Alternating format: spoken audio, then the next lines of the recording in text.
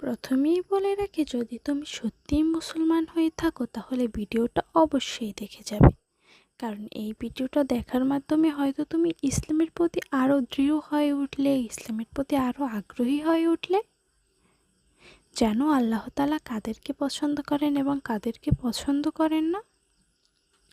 যদি তুমি সত্যকে স্বীকার করো, নামাজ রাখো, রোজা রাখো, আল্লাহকে স্বীকার করো, তাহলে আল্লাহ তোমাকেই হেদায়েত দেবেন।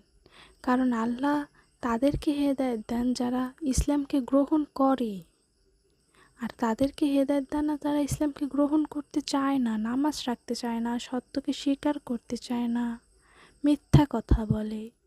আল্লাহ তাদেরকে হেদায়েত দেন না। তাই তোমরা যদি পারো একটু কষ্ট করে হলেও একটু আল্লাহকে ডাকো, একটু নামাজ পড়ো, একটু রোজা রাখো, মন থেকে করো, যাতে আল্লাহ তোমাকে হেদায়েত দেন আর তুমি ইসলামের প্রতি আরও দৃঢ় হয়ে ওঠো। এটাই আমার তোমাদের জন্য